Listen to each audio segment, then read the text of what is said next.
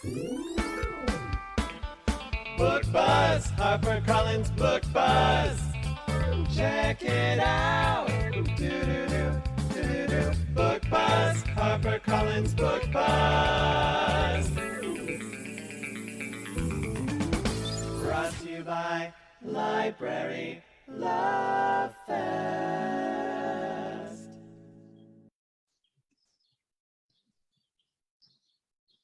Hello, everyone. How are you? Hi, Lainey. Hi, Virginia. Hi. Welcome back to another episode of Galley Club, the book club for librarians. Woohoo! Oh my God, we're going strong. So today we are talking about our June Galley Club selection, which is Kevin Wilson's fabulous book, Now is Not the Time to Panic. So today we're joined by Vice President and Publisher of Ecco, Helen Atsma, and Senior Marketing Director, Meghan Deans, who are going to give us the inside scoop on everything that's cool to know about this really amazing book. So, Helen, Meghan, thank you both for joining us today. Thank you for having us. Woohoo! Well, you know what? We are such huge fans of Kevin Wilson. Once you've read one of his books, you just have to go back and read the entire library because it's such unique storytelling, written and spoken. We'll have a little audio clip of Kevin to play in a little bit. But if you've not read Kevin, and I can't imagine you have not, you're in for a wonderful treat. I think that we were talking before about how his previous book, Now Nothing to See Here, in my, all of his books are wonderful, Family, Fang, but that book really set people, I think it set the book on and the author on a wider range of visibility, viewability, readability. I mean, he was everywhere. He was Book Expo and ALA and PLA, and it just connects on such a human level in a very quirky, loving, warm-hearted way. So I could say more. I'm going to stop. I'm going to turn it over to Helen, the biggest Kevin Wilson fan club ever. And I wish I could read it again for the first time, says Kim McGee. Yes. Yes. That is the best thing you can say about a book, that you wish you could read it again for the first time. And that is so true. So you're all in for a great treat because next Tuesday, Kevin Wilson will be on himself to talk about the book. But now we have this great opportunity to speak with Helen and Meghan. So thank you both again for taking the time to come on and talk about Kevin Wilson. Well, thank you for having us. And we're going to kind of talk about some different parts of the novel and then kind of give you guys an inside scoop into some of the decisions we make about how we publish Kevin. And because we want him to have the biggest, widest, broadest audience possible. And of course, librarians are just a huge part of helping us get his brilliant novels into the world. So thank you so much for all that you do. I joined Ecco about 2.5 years ago. And when I learned that I would get to work with Kevin, it was just, I was overjoyed. I'd been a fan of his since reading The Family Fang back in the day. I'd read his stories over the years. I had read Nothing to See Here, which came out not long before I joined. And one of the things I love about Kevin is that he never writes the same book twice. Like he takes, I think, the reader into extraordinarily different places and journeys. And yet, I think when I think about Kevin's work, I think there's a thread in it that I see in all of his work, which is that he's very interested, I think, in writing about people who feel a bit like outsiders and aren't always being seen in the world, and kind of helping them find their voice, if you will. I think a lot of his characters, I don't know, people could call them quirky sometimes, but that might not, I think, always be the right word. I think they're fully realized people. But they're sometimes existing a little bit at the fringes of society. And there's kind of a haunted loneliness that I think is in a lot of his books. And then he brings you to a place of connection. And so for me, then when he sent in his new novel, Now Is Not the Time to Panic, I was so excited. And I see a lot of those things at work here, but he's doing it once again. He's taking me to a place that I had never been before. And from what I'm hearing from other readers, it's the case for many of you too, but for those who haven't read this book yet, this is really, it's an exuberant, big-hearted novel. It's about these two teenage misfits. Frankie, who's 16 years old, and she has these older brothers. She's never really been the cool girl in her school. She's very smart, but she kind of, you get the sense she's kind of taking everything in, but she's not the person that people are paying attention to. And that summer she meets a kid named Zeke, who isn't from her town, so she hasn't really encountered him before, but he's spending the summer with his grandmother. And Zeke, we learn over time, has got, his family has some issues. He's got some issues, and they find each other when they're both in this space of, I think, feeling a little disconnected from the world. And they find too that they share a lot. And one of the things they share is Frankie is a terrific writer and Zeke is a terrific artist. And so they come together and they start making art together. And I think there's something so powerful in that too, because I think sometimes as a human being, if you feel like you're not necessarily being seen, but you create something, that's a way to kind of make that happen. And they make these posters that are just totally singular. They're a little creepy and spooky maybe, but they're also kind of ironic and funny, and they post them all over town. And this is the 90s. And when the townspeople, this is a very small town in Tennessee, when they start seeing these posters, people start thinking like, who are putting these posters up? And like, Satanists have invaded our town and kidnappings are going to happen. Like, it gets completely blown up, and something called the coalfield panic starts. And meanwhile, Frankie and Zeke are like, what just happened? What did we do? Nobody knows that they are the people that that created these things that are now being taken in a way that they had never intended. And then the book, it goes back and forth in time, because then we are with Frankie as an adult. She's a super successful YA novelist. She's married, she has a kid, her life is settled down. She has everything she kind of could have ever thought she wanted. And one day she gets a call from a journalist out of the blue who asks her, I wonder if you have anything to say about the coalfield panic. And she realizes this thing that she has kept as a secret for so long is about to perhaps burst to the surface. And so what really was that year? What was that summer for her and Zeke? And what was that poster all about? And what was that moment in this place, in this country? And what happened to Zeke, and what happened to that friendship? And what happened to both of them over the course of their lives is what Kevin is exploring. So I just think in many ways, it's just classic Kevin Wilson. And also, I think, like, as I said, he had never written anything quite like this before. And it became a really, in some ways, kind of a tricky question of how to find the right cover for it. And this was a case where I will say we went through a lot of cover images for this book. And we started by thinking, well, I think what would make the most sense is to have Frankie and Zeke on the cover, right? This is such a book about two people, and there are other people in it too, but really, can we have a cover that conveys their warmth and their friendship, and maybe they could be drawing or doing something together. And our art director, Allison Saltzman, who's incredible, found like this amazing artist to render some different scenes, and they were beautifully done, and they looked like Frankie and Zeke, and we realized this looks like a YA novel and not necessarily for an adult audience. And even though Kevin is writing about teenagers, I think this is, and I think maybe this book will find some fans of older teens. This is a book for adults. It's a book about a reckoning with a life and decisions that you made as a teenager. It's not, we're not primarily targeting the 14, 15-year-olds here. And so then we were like, okay, well, if it's not Frankie and Zeke, then what else could we do? So then Allison found another artist to kind of do something more conceptual. She was like, well, what about like paper cutouts? I think she was thinking about the act of creation and the act of, making art together. And so Then we saw another cover that was very bright and bold and had like 20 different colors, and was there was kind of an image in it, but that did not have the right tone either.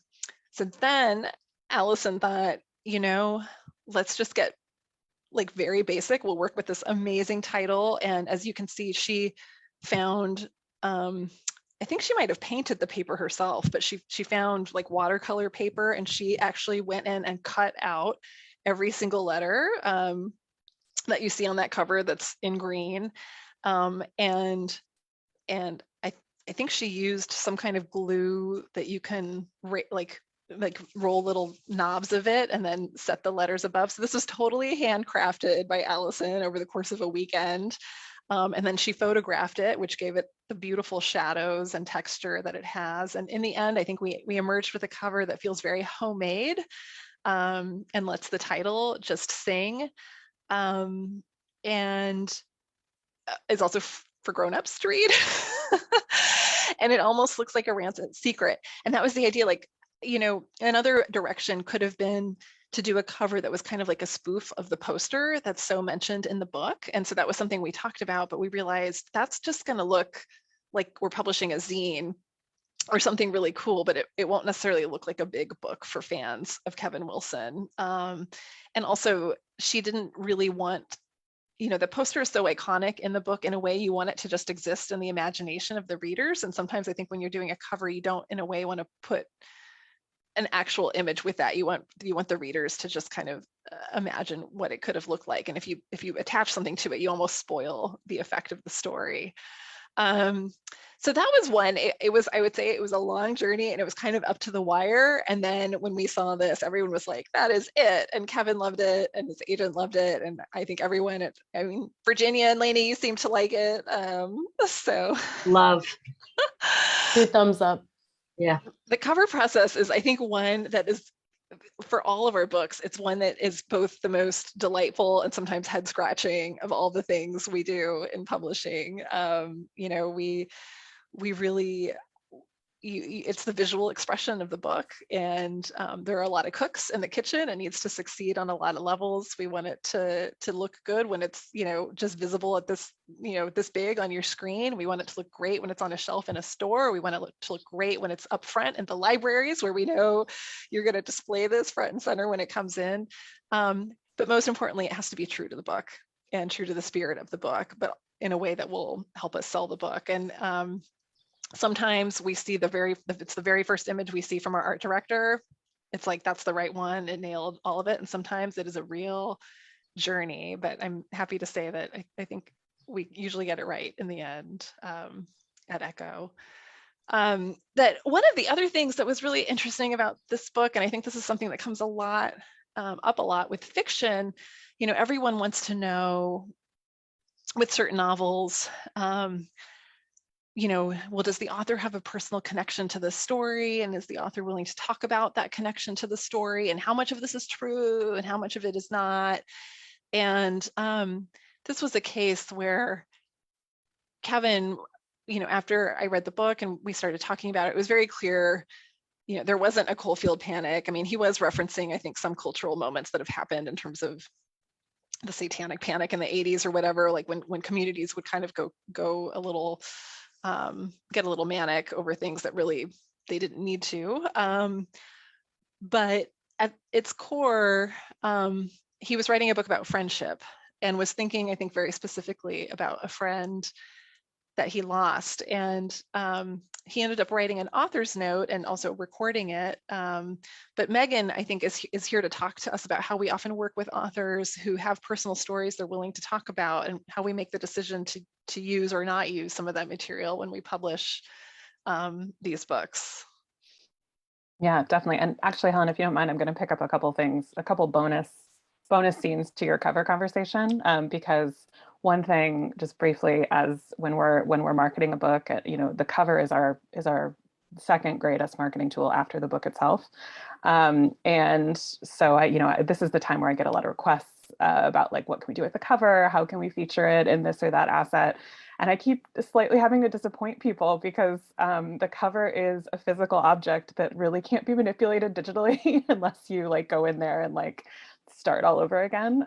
It's sort of incredible. It actually like thematically very closely links to the book itself. The art in the book um, is duplicated and changes in duplication. I think changes in meaning and changes in intention, as you will see when you read the book. So it's interesting. The cover actually has a little bit of a similarity. Also, fun fact, the original letters on that cover are red. The one digital manipulation, in addition to adding the extra type, is that we changed them to green, or Allison changed them to green. So that's another thing. We can't actually use that original cover because it's not the right color. So Kind of love that though. Like it's perfect Yeah. for the book. it is. Yeah. I feel bad letting people down because somebody came to me the other week and was like, can we do a stop motion animation? I was like, I wish, but those letters actually can't move. We would have had to do it at the point of creation, and that was not the priority at the time. So great ideas, good hustle. If someone wants to cut them all out digitally and do it for us, we won't stop them. But going back to what Helen was saying about, that letter and the personal connection, I always think of this is my third Kevin Wilson book. I started at Ecco 6 years ago, right before Perfect Little World was published. Perfect Little World, a sleeper on the Kevin backlist. I recommend going back to it if perhaps you missed it. It is, Kevin's books are all sort of coming of age stories if you apply the phrase coming of age to any age. Perfect Little World is, the coming of age of parents. So if, I think he sort of applies that sort of curiosity and insight to a lot of different phases of our lives. And I think that's why I personally have connected with a lot of his work. And I think I hear from a lot of readers who find that his books find them in really critical moments. And I read this manuscript. I mean, the day a Kevin Wilson manuscript comes in is, it's a holiday at Ecco. So exciting. I was so excited to get my hands on this. It's such a cliche, but I absolutely read this in one sitting. I like dragged my laptop over the couch and I just sat there like this the whole time. I'm so happy. And I think that so I read the book without having any background on it. My immediate reaction was, oh, this is Kevin. This is Kevin. He's back. He's the best he's ever been. And I could hear his voice clear as a bell in this manuscript. And so that's why when I learned that there was some background information, I was really excited by how it enhanced my read. I think sometimes we go back and forth on this, is having extra information about the background of a book helpful to the read? Does it give you insight? Does it or does it make you feel differently about the text? Like, do you want to have your own experience? Obviously, you can always choose to skip background information. I am a skipper of introductions for sure. But what we learned is, as Helen mentioned, is that this book is largely inspired by a friendship Kevin had between semesters in college. Really, there was just a point in his life where he really needed another person in his life to sort of open a window for him, and he met that person at the right time, and that friendship brought him a kind of comfort and pointed him in a creative direction that obviously we've all benefited from as readers. And that phrase in the book, there's a phrase that's repeated throughout the book, which I wrote it down because I hate to get it wrong. The edge is a shanty town filled with gold seekers. We are fugitives, and the law is skinny with hunger for us. So a slight variation on that line actually came from this friend that Kevin had met. And that line stuck with Kevin for all these 25 years. It's something he recites to himself. Actually, some of you, if you've done a deep dive on Kevin, you may recall that he was on Fresh Air for the promotional tour for Nothing to See Here. And he talks about this a bit in the interview. And so he wrote a letter for us about that origin. And we did include that letter in the galley. We felt like it was a nice little bit of addition. And what you'll learn if you read the letter, that it's really not just a story of being inspired by a friend, but really what it means. It's something about having that background for Kevin. He thought he was writing a story about that experience in his life. And as he moved through this manuscript, as he moved through this creative process, he learned that actually perhaps there was a little bit there was something else drawing him to the story, and something else that he could use to complete the story. And we love having notes from our authors. A lot of times we put them in the catalog. We don't always put them in the book. But I feel like this is just such a beautiful introduction to the story. The way he talks about incorporating this line, and moving through his own doubt about whether or not this book was about that friendship or about something else. I just think it's such a thoughtful addition to the read. Virginia, I don't know if you want to play a little bit of it. I know Kevin recorded this for us as well. Yeah, let's play that now, Lainey. This is just a tiny piece of the introduction read by Kevin Wilson. Now is not the time to panic is a book that I've been trying to write for years, and it's taken on so much meaning for me that I really had to get it right. It's a book about friendship, about art, about memory, and about what it means to hold on to the person who we were, even as we become someone else. It's about the ways in which art is the door that lets us walk into a new life, one that never seemed possible. The seed of the book dates back to the summer. So good. It's so good. I mean, even just that little snippet is so good. It's You so could good. just want to listen to him read the whole thing. We were like, we'll cut it off at 40, and I'm over here like, oh. Yeah, I know. I just did the same thing. Like, oh, that's right. We said that's when we would stop it. We've all got Because 7 minutes. you could just listen to. It's just that sort of soothing, beautiful. I don't know, just a melodic kind of connected tone. The way he speaks, reads, and writes. It's also assured. Yeah, I agree. I think he also, I love that. I mean, funnily enough, that little section relates to something else I wanted to be sure to mention, which is that, in addition to being about friendship and coming of age at many stages of your life, I do think a large part of this book is about making art. I mean, it is the plot of the book, but I think it's richer than the plot, if such a thing is possible. Maybe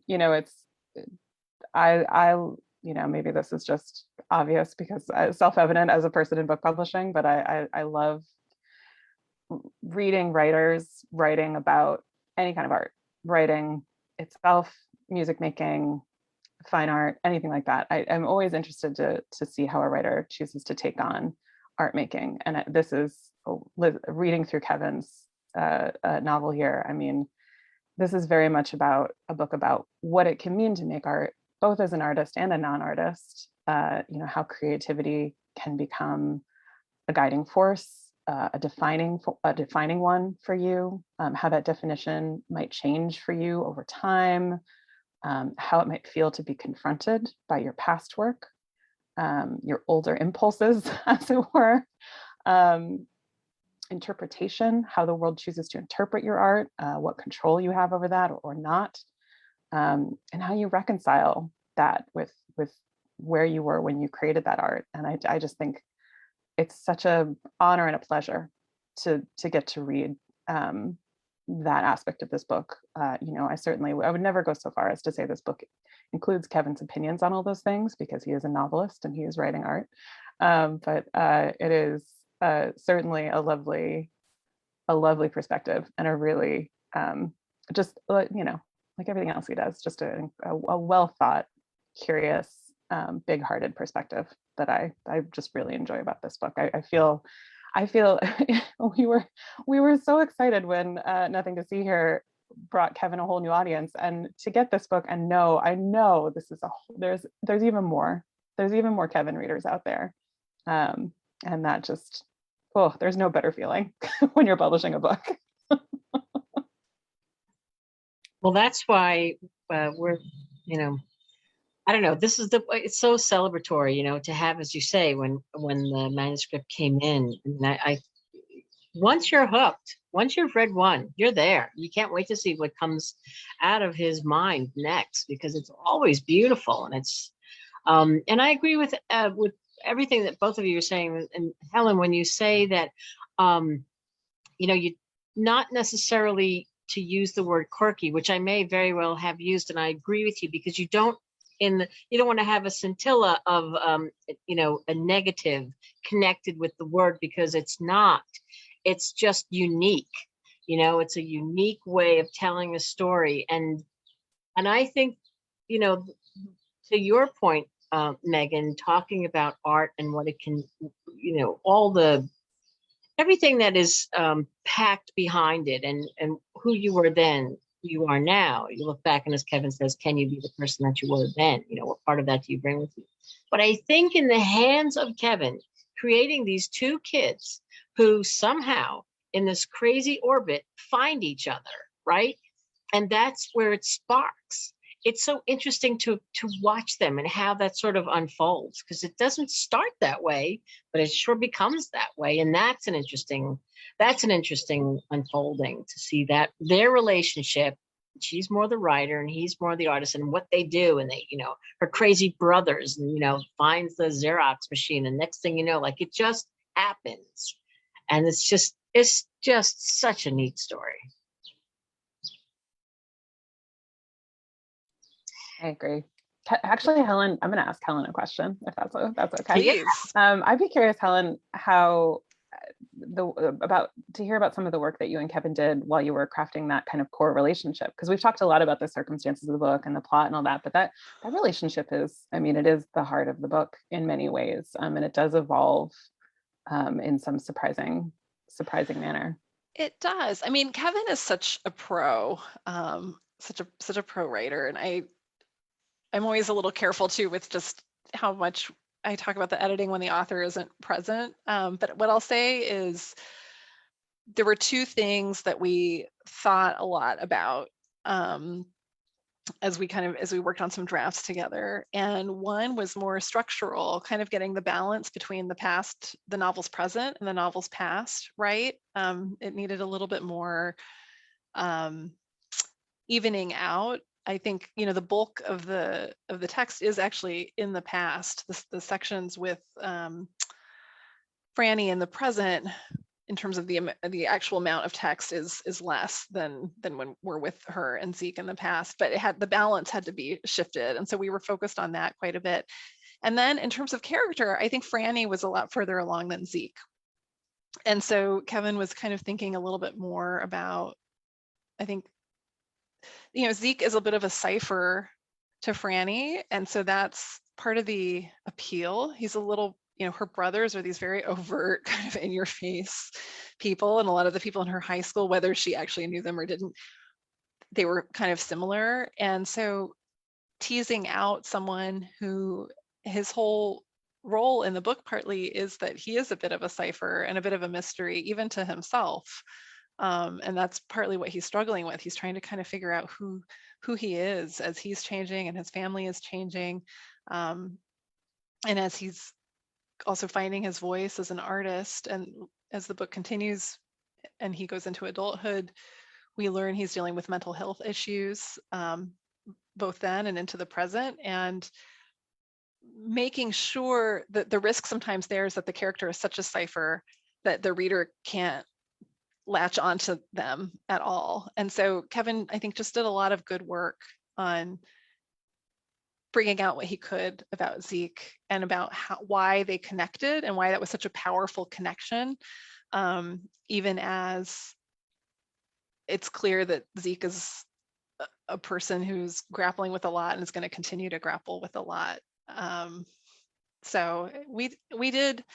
Kevin's not someone where I had to, different, when I edit, everyone's like, what's the editing like? It's like every book is so different, and every writer needs a different kind of level of attention. Someone like Kevin, I'm not really fiddling around with his adjectives too much. You know what I mean? He's on the sentence level. He's such a pro, and he's been doing this a long time, and he knows, I think, very well what he wants to say and how he wants to say it. So it was more, again, working on kind of the rhythmic balance of the book and kind of on these larger questions. It was more me just kind of asking him, oh, I'm curious about this here, and it's not coming through. And I think you're wishing this was coming through, but if that is true, then we need to spend a little more time on this. Or, this moment of connection didn't quite spark for me in the way that I think, maybe you'd hoped it would right here. So just kind of pushing him a little bit on that kind of thing.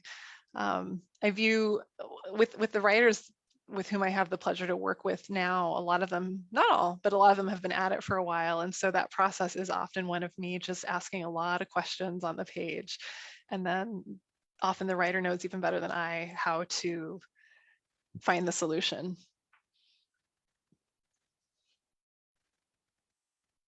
That's a therapy session. I swear to God, more and more that we talk to authors and to editors about how you like pull out what are you really trying to say, or how do we get to that point? I love that, Helen. I just love it's all therapy. all therapy. Yeah. Yeah. Beautiful. I don't want to interrupt the flow of the conversation, but we have two things that we want to do is encourage folks to ask questions of Helen and Meghan. And we have about half an hour left. And we also, not that I'm, want to stop your talking about now is not the time to panic, but I do want us to also remember I'm going to remind myself to look at questions and posts, and Lainey will too. And also we have some books coming out from Ecco in addition to Kevin's that we would like to hear you both talk about. So let's see. I'm going to pipe in once with a question right here from Tim McGee, if I may. Is it easier to work with a well-established author, or do you get more excited working with a debut author? To both of you.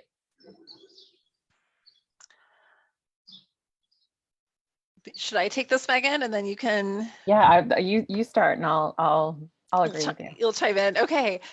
I think, well, they're kind of two different questions, because I think I'm excited about working with both. Again, having the opportunity to work with Kevin Wilson. Soon we're going to tell you about Elizabeth McCracken's new book, who's also been with, this will be her third book with Ecco, and she's this very seasoned writer beyond that. We're going to mention another author who is new to Ecco, but has been at it for a while, Margaret Wilkerson Sexton with On the Rooftop. And then Meghan's going to tell you about a debut author. I mean, I think we're excited about all of them because they're all bringing such, whether they're new to publishing books or have been at it for a while, they're all such incredibly invigorating, exciting voices. I think telling stories we haven't heard before. In terms of the easiness factor, I think the publishing process and the rhythm of publishing is a little, it's not intuitive if you haven't done it before necessarily. And I'm always telling writers, there are so many finish lines. And at first the finish line is like, I just want to finish my book. And then it's like, if I could just get an agent. And then if the agent could just sell it to the house. And then that moment where we're entering the conversation, we're like, yep, and this is just the beginning. Because now we're going to edit, and there's going to be copy edits, and then you're going to review proof pages, and we're going to do a cover, and you're going to have a publicist, and you're going to work with a great marketing team, and this is all going to happen between 12 and 18 months before the book actually comes out. And then that's going to be another finish line, and then there's going to be a paperback. And there certainly is something nice about working with authors who have been through that process before, because frankly, you need to explain a little bit less. They're at it for a while, but I don't think, I think the excitement level is the same. And there's something very fun about introducing a new voice to the world. We just, one of the first Galley Clubs, I think, was Shelby Van Pelt's Remarkably Bright Creatures. It was her debut novel. She hadn't gotten an MFA or anything like that. She was kind of fairly new to being published, and many of you met her, I think, when she did the Galley chat. And there's nothing like reading a voice where you're like, I'm one of the first people to read this book that I know, like in the end, like hundreds of thousands of people could come to and love. And that's such a wonderful feeling. But there's also this feeling of like, I get to publish like Kevin Wilson, Elizabeth McCracken, and Margaret Wilkerson Sexton. And that's exciting in a different way. So it's just different. But I think we're lucky to have a small select list. So we're pretty excited about all of our authors. I think Meghan would agree. Absolutely. I do agree. And I think that what's interesting is that there's so many different ways for an author to become successful. I mean, Kevin is a fantastic example. I mean, The Family Fang was a hit. It was a movie, was a bona fide bestseller.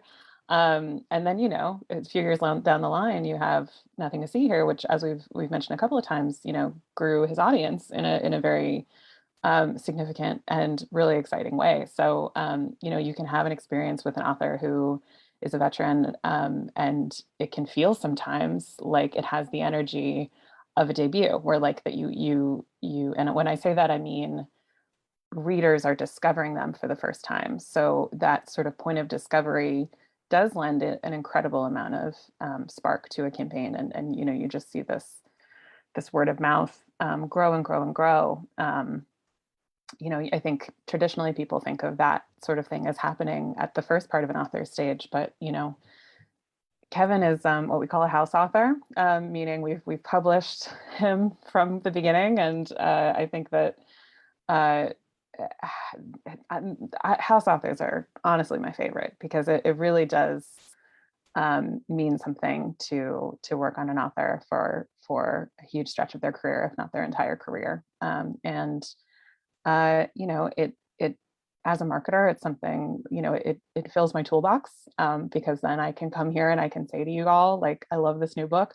I also love all of the books that came before it. I will always pitch an entire backlist if I can.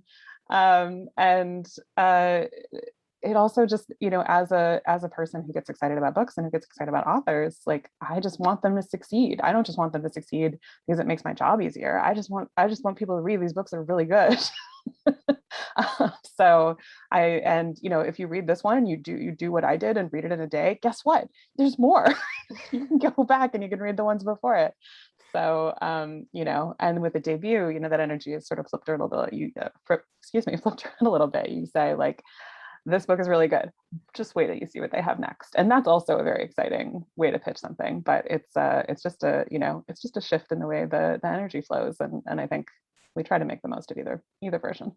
I guess I could say the same for Lainey and I about, we're just as excited to work with Shelby as we are with Kevin, because it's just a different energy, but it's so, I don't know, it's just, it's invigorating, you're transported by the story and the voice. It's for us on our end, we all have different roles here. So, but in the end, librarians are the ones who are bringing them to their patrons, to their readers. And,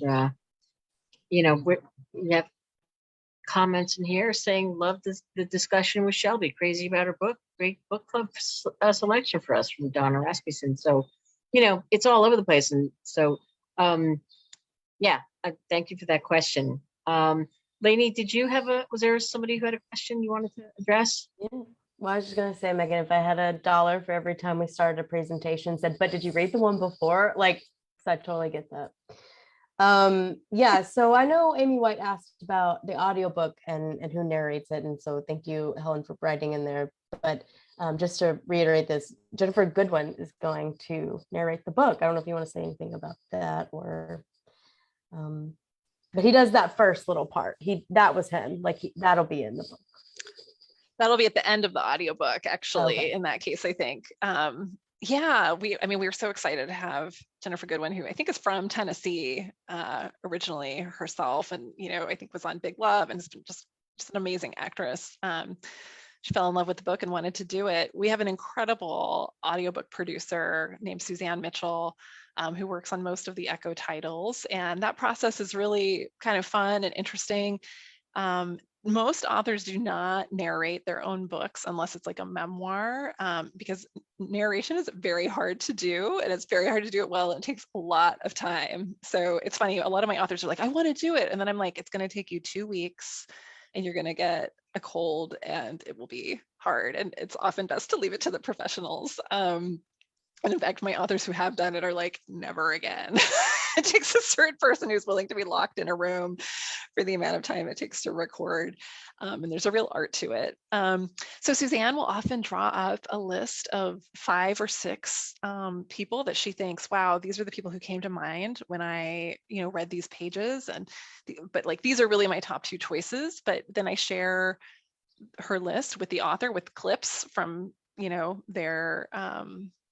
their previous books that they've done, and then the author will send the list back our way in ranked order. Sometimes your first choice isn't available because they're already committed to other projects, or if they're movie stars, I don't know, they're off like filming a movie during that time. But in this case, Suzanne came to us with a list, but Jennifer was right at the top of the list, and we sent it to Kevin, and Kevin was like, yes, like 100%, that is who I would love to do this. And luckily she was free, and actually I believe it's recording. We've heard some clips, but it's still recording today. So that'll be wrapped up pretty soon. And that's a really fun part of the process. I think for the authors, it can be kind of surreal to hear their work narrated, by others after they've been living with it in their head for so long. But I really love the approach that our audio team has. It's a big get. It's a really big get. Yeah. So I know we have to kind of go to the book, so maybe a lightning round, but someone asked, is there anyone you are dying to work with? I guess you can interpret that however you'd like, author or audiobook narrator, I don't know. I'm terrible at this kind of question. What was that, Megan? I'm so bad at this kind of question. All it makes me do is think about all the amazing people I have worked with, and I'm like, well, but they were already really good. I would like another book from. That works. Oh boy. Well, I would say we're excited. I'd long been a fan of Nicole Chung, who's such an incredible writer, and on every level. She wrote a memoir called All You Can Ever Know that came out some years ago from Catapult, and now she writes a newsletter for The Atlantic, but she's written everywhere. And she was someone I had long really thought, ooh, I love her work. And I'd mentioned that to her agent some years back. And we're going to be very excited to be publishing her next memoir next year, which is kind of a dream come true. And for Meghan too, who also had a connection with Nicole way back in the day. That's true. I've known Nicole since we were teenagers, so in a way, working with Nicole is a lifetime dream come true. I mean, I feel like I have been working with her for most of our lives, and it is a genuine thrill to work with her professionally. Like it's just, I think we're both overjoyed. So that's a good pick. Thank you. And we also, a lot of us at Ecco had been fans of the writer Cristina Enriquez, who most recently wrote a book called The Book of Unknown Americans. And her next novel will be with Ecco too. I'm sorry to say, won't be until 2024, but that was a situation where it was a real dream come true. She's writing a novel about the creation of the Panama Canal. So it's exciting when we can have an opportunity to work with someone who it's their first book with us, but they've also are well established as authors. I have a quick question from Jennifer Winberry. She wants to know, how do you quote unquote manage the books you publish? You're promoting fall titles now, but must be reading/working on 2023 titles. Oh yeah. If you really want to just upset somebody in publishing, really quick, just say, don't think, what year is it? And you won't believe what they'll say. I will be writing, I'm filling out all the documents right now because I'm renting a new apartment, and I keep writing 2022, and then I stop and I'm like, it's been 2022 for 2 years for us. There's absolutely no way it could still be 2022. And yet it is. How we manage it is just honestly practice and double checking the calendar. I have a calendar right there. I glance at it probably 25 times a day just to make sure it's still 2022. We have 3 seasons here at HarperCollins. Other publishers have more, which makes it even more difficult in my opinion. It takes a little bit of practice and a little bit of luck and a little bit of double checking your work. Yeah, you're working over 4 years, because I'm reading projects right now for acquisition, publishing books right now, editing books that will be published next year, and then looking at also what we call our pipeline and kind of already thinking about what's coming in 2024 and even 2025. So like Meghan said, I never know when it is, what year it is, but it's part of the job. You got to live in a lot of different calendar months, and it can be hard sometimes, I'm not going to lie, and a little overwhelming, but it's also fuels the energy of the work. It's always the worst when someone's like, what are you reading right now that they don't work in publishing? I'm like, oh, I like a book that came out. Where do I it takes me a begin? minute. I'm like, okay, that book came out in So true. When the book finally does come out, I'm like, oh, that must be the paperback edition. Like, no, that's the hardcover. That just came out now. Like, oh, then I must be 112. Let's talk. I can't believe how fast this hour is going, but I would love to get to some books that we have coming out. I know we don't have to answer this, but someone in the Q&A asked about the audiobook and the editor-author relationship. So you answered both, but I just want to give a shout out to Pam Gardell. Thank you for the question. Well, we'll talk. Meghan and I have a couple. We're both going to mention, I think, 2 books. So we'll do this fast because I think we have 13 minutes. No, you don't. It's okay. I mean, we can go. Nothing's going to happen. Like nothing will shut down. Nothing will shut down. Okay. We won't get cut off midstream. No. Well, the first book I will mention is, and I've mentioned her a few times already, another House author, Elizabeth McCracken, who is writing a novel called she wrote a novel called The Hero of This Book that we are publishing in October, I believe. Could it be November? This is where we talk about the calendars. What is time? The pandemic did not help any of this, I will add. October. Yeah, it's in October. Got it right. And this is one too that, when we talk about an author's personal connection to the material, it's really central to this novel. It is a novel. There are definitely fictionalized elements here, but I would say the hero of this book, Elizabeth herself, would even say hews more closely to her life than even Kevin's book does to his. This is the story of a woman, an unnamed narrator, who was in London, a place that she loved to visit with her mother back in the day. She's there just for a weekend. And while she is there, she's thinking about her family's home, which has just been the house that her parents lived in, which has just been put up for sale as her parents have both recently died. And really what the book is, it's a story of a woman walking through the streets of London and thinking about her relationship with her mother and who her mother was, and the promises that she had made to her mother that she would never, ever, ever, ever, ever write about her mother, and kind of expose that relationship to the public eye, as it were. The mother in the book is an indomitable character. She's just super witty, incredibly generous woman, also incredibly stubborn, to the point of extreme exasperation on behalf of the daughter, and also a woman who had a lot of physical difficulties that the daughter, who is now an adult, kind of didn't even always fully understand when she was younger. So it's a story of a daughter grappling with the life of her mother after her mother has died. In some ways, it's a book about grief. It's also a book about writing and what an art, as Kevin's book is, and what the questions writers face when they're deciding to claim what things from which life to fuel their own work. It is very short. You can read it, I would say, in a sitting or 2. It is incredibly powerful. I think for anyone who's had a beautiful but perhaps sometimes tricky relationship with a parent, it's a book that will speak to that. For anyone who has grappled with a life that was in maybe some ways writ small and also writ large, it's about that. And I think for writers who think again about what's okay to pursue and what's not, it's a book that's grappling with that. There's nobody like Elizabeth McCracken, and I think this book is going to really take the world by storm when it comes out. I just saw Lee Haber tweeted about it last night, just saying it just kind of blew her away, and I think that's the kind of response we're going to get across the board. So we're really excited about that. And I'll mention one more before tossing it over to Meghan. We are also very excited. Actually, this is a month sooner. It's in September. On the Rooftop by Margaret Wilkerson Sexton. This is our first book with Margaret, but it's her third novel. Look at that cover.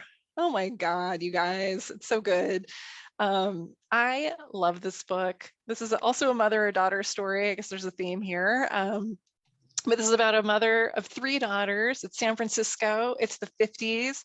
They are a Black family living in a really rapidly gentrifying neighborhood and all the kind of turmoil that comes from that. And these girls can sing. And this mother is determined that her daughters could be the next Supremes. And this is gonna be the path forward for them. She's gonna make it happen. And this is gonna be their ticket out, if you will. Of course, these young women maybe have different plans for their lives, different loves that they are thinking about, different dreams that they might be pursuing. And so while their bond is incredibly strong and tight, it's also a story of what do you do when you don't necessarily want to follow the path that your parents are setting out for you. It's very loosely draws upon Fiddler on the Roof, which is kind of I think a fun little fact about this book.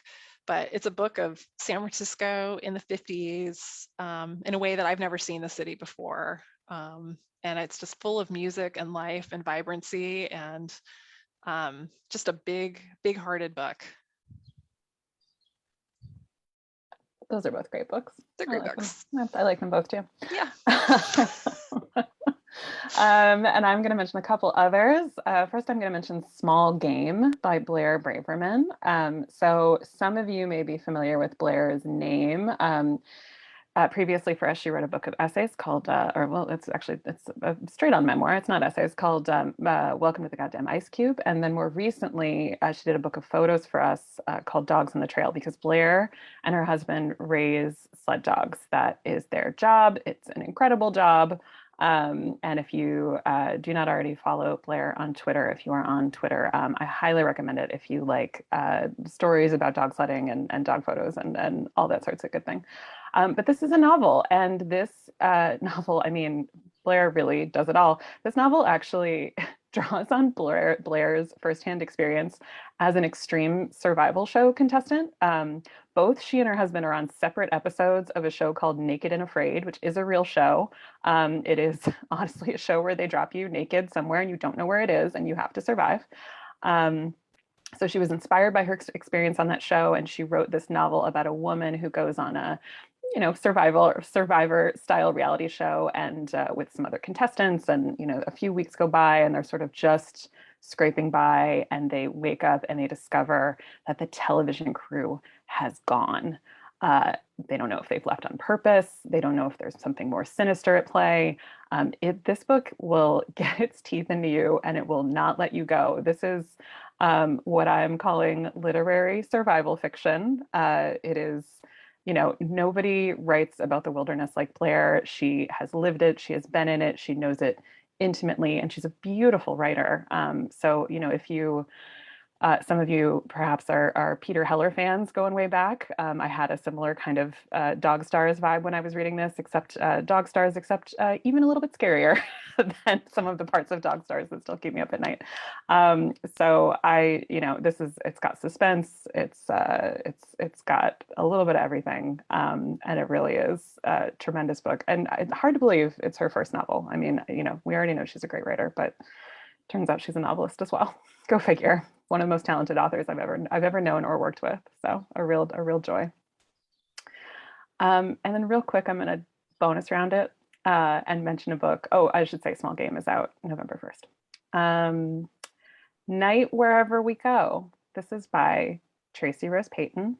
This will be out January 2023, end of January. We do not have NetGalleys for this yet, or it's not up on Edelweiss yet. This should be up by the end of the month. So I would just implore you to keep the name in mind, because this is a really stunning debut novel. It is about a group of enslaved women who band together on a Texas farm to protect themselves from being forced to bear children. This is another beautiful cover. This is created for us by Vivian Rowe, who also created On the Rooftop and also the Remarkably Bright Creatures cover. These are all her designs. We are so lucky at Ecco to work with such talented people. This book is perfect for your patrons who are looking for somewhere to go after the love songs of W.E.B. Du Bois. It's just, Tracy is able to explore complex interior lives of women who are forced to contend with regular assaults on their bodily autonomy, and women who don't often have those lives written about in stories like this. So, and also, honestly, just to bring it around full circle, Tracy went to the Mishner Center for Writers at the University of Texas, Austin, and one of her teachers was the magnificent Elizabeth McCracken. So, we love it. We're a whole family here at Ecco. So keep an eye out for that one coming soon. Wow, that was pretty good. That's some great book buzzing. We should do this more often, Megan. Take We've that on pitched once or twice. People are very excited. Sounds like a great TBR list. The last one, oh, that gorgeous cover is gorgeous. How can drawn hands convey so much emotion? Yes, Donna Rasmussen. True. Well, amazing. Yes, amazing. Pam says amazing book buzz. It really was. That was great listening to you both. Anyway, thank you. That was wonderful. I just want to go back to one because we are now going to have to wrap it up. And Lainey, well, I'll just say this one last thing. This quote from a post from Casey Davis, getting back to Kevin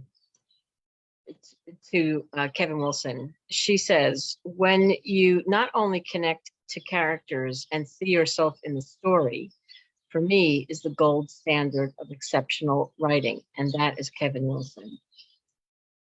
I couldn't agree more. I think we're all nodding our heads here in agreement, Casey Davis.